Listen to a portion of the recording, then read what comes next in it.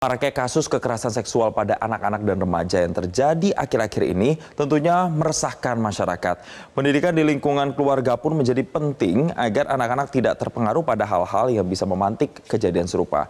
Dan untuk mengetahui bagaimana respon warga atas kejadian kekerasan seksual pada anak-anak dan remaja, kita tersambung dengan jurnalis Metro TV Anwar Fuadi dalam segmen Warga Bicara. Silakan Adi dengan paparan Anda.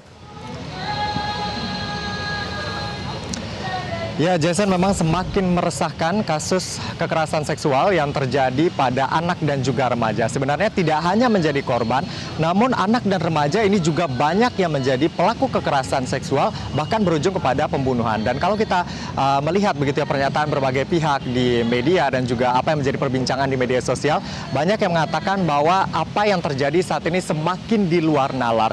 Kita akan lihat beberapa kasus, beberapa tren kasus, pemirsa, kami akan tunjukkan grafisnya untuk Anda, beberapa tren kasus yang terjadi di Indonesia di belakangan ini.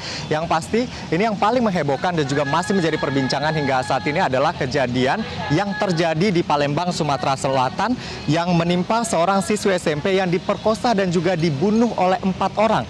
3 diantaranya ini adalah di bawah umur begitu ya, dan ini semua pelaku masih berusia belasan tahun.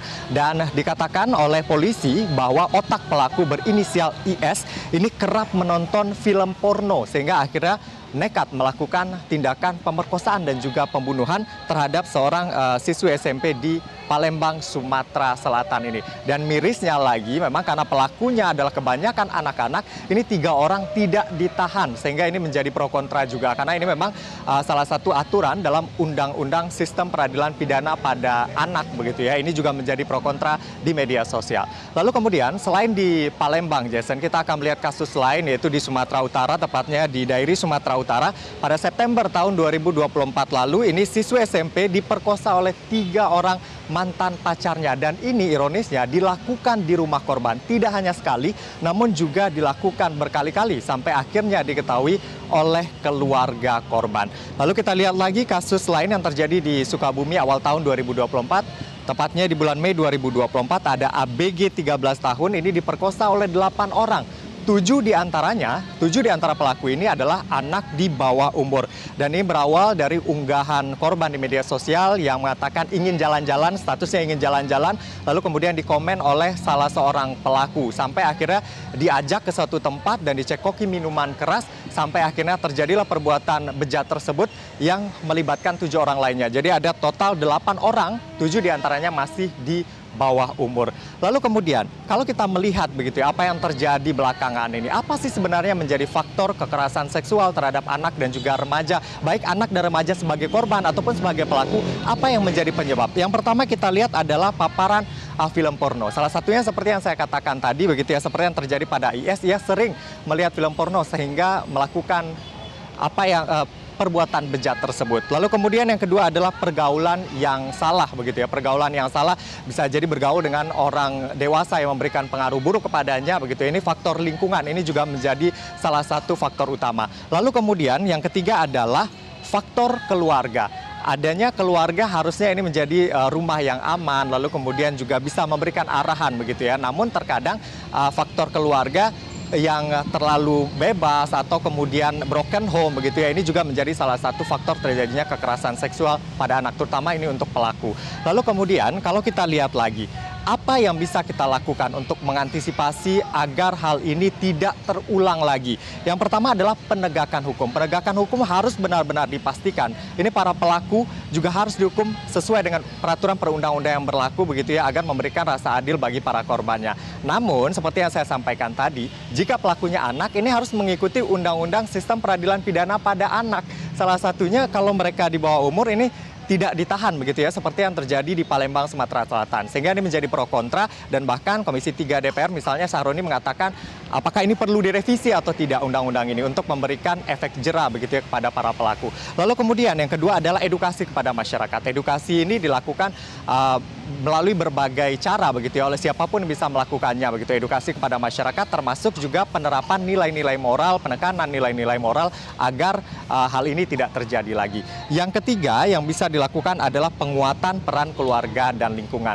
Nah, ini menjadi penting bagaimana keluarga menghindarkan putra-putri mereka, baik itu menjadi korban ataupun menjadi pelaku dari kekerasan seksual yang terjadi. Lalu peran lingkungan, sudah saatnya lingkungan ini juga berperan begitu ya. Bagaimana kemudian kalau dulu kita tahu masyarakat peduli dengan lingkungan sekitarnya, hal-hal buruk yang terjadi ini dicegah sedemikian rupa. Namun sekarang belakangan banyak yang kemudian acuh tak acuh begitu dengan lingkungan sekitarnya. Namun ini harus dikuatkan kembali sehingga awareness masyarakat juga tinggi dan juga tidak membiarkan hal-hal semacam ini terjadi lagi. Lalu bagaimana tanggapan masyarakat terkait dengan peristiwa-peristiwa yang terjadi belakangan ini dan apa sebenarnya harus dilakukan begitu ya. Sekarang saya sudah bersama salah seorang warga. Halo, dengan Mbak siapa, Mbak? Mbak Ayu. Mbak Ayu. Mbak Ayu, ini kita mendengar banyak kekerasan seksual yang menimpa anak-anak dan remaja, bahkan pelakunya juga mirisnya anak-anak dan remaja. Mbak melihatnya ini seperti apa, Mbak? Ini sangat misterius banget ya, hiris banget. Apalagi anak remaja ini udah makin tinggi banget masalah yang tidak baik itu ya. Oke, jadi miris ya. Melihatnya ya. Itu banyak banget sekarang yang kayak gitu terjadi ya. Oke. Kalau menurut Mbak, bagaimana keluarga berperan agar membentengi putra-putri mereka, baik itu menjadi korban ataupun juga bahkan menjadi pelakunya? Itu kalau dari keluarga sih kalau bisa kurangin pemakaian handphone ya. Karena kan teknologi mulai maju, kadang kan di handphone banyak bisa dipakai kayak nonton porno, pemakaian tidak baik. Mungkin dari situ ya terjadinya, asal mulanya mungkin. Oke, itu yang harus diwaspadai ya, Pak ya. Itu harus dihindari. Oke, terima kasih banyak Mbak Ayu, terima kasih. Nah, itu tadi yang dikatakan memang, apalagi untuk pelakunya anak ini tidak hanya faktor tunggal begitu ya, tidak hanya keinginan untuk melakukan itu, tapi ada faktor-faktor lain yang membuat ini terjadi, seperti tadi pornografi, seperti yang disampaikan oleh salah seorang warga. Nah, sekarang saya sudah bersama warga lagi. Ini, halo Bapak, dengan Bapak siapa Pak? Dengan Amri. Dengan Pak Amri. Pak, Bapak sudah dengar belum banyak sekarang Pak kejadian kekerasan seksual yang terjadi pada anak dan remaja? Mirisnya pelakunya juga anak dan remaja kebanyakan Pak. Nah, Bapak melihatnya seperti apa Pak? Kalau saya melihatnya sih dari segi peran serta orang tua dalam membimbing anak, apalagi sekarang kan mereka pegang gadget masing-masing, itu harus ada pengawasan dari orang tua, kemudian pendidikan agama juga, dan orang tua mulai saat ini jangan lagi tabu untuk membicarakan tentang masalah informasi tentang seksual kepada anak, karena itu berperan penting, dan juga lagi peran serta pemerintah.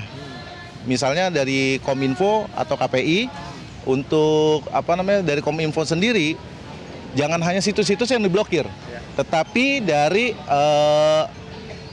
aplikasi penyedianya kayak VPN atau proxy. Kemudian dari KPI sendiri itu harus melakukan sensor terhadap tayangan-tayangan yang akan tayang di berbagai media sosial media ataupun televisi. Juga peran serta dari peran ulama bersinergi dengan orang tua, bagaimana cara memberikan pengajaran tentang pendidikan seks dari dini gitu. Oke. Itu ya Pak ya, yang harus dilakukan semua pihak begitu ya Pak ya. Semua pihak lakukan. Oke, terakhir mungkin Bapak pernah mengalami atau di lingkungannya pernah mengalami nggak Pak hal-hal semacam ini? Kalau untuk di lingkungan sendiri, saya belum pernah menemukan di lingkungan saya, tetapi di beberapa sosial media ataupun beberapa tayangan televisi, saya cukup miris juga menyaksikan banyaknya hal-hal seperti itu. Terima kasih banyak Pak Amri. Nah, itu tadi masukan dari masyarakat, peran serta keluarga, pemerintah, lalu kemudian peran serta misalnya kita sebagai media juga untuk melakukan sosialisasi kepada masyarakat agar hal ini tidak kembali terulang. Dan untuk sementara demikian yang dapat kami laporkan. Kembali ke studio, Jason. Baik, terima kasih Anwar Fuadi atas paparan Anda dan selamat bertugas kembali. Jelajahi cara baru mendapatkan informasi. Download Metro TV Extend sekarang.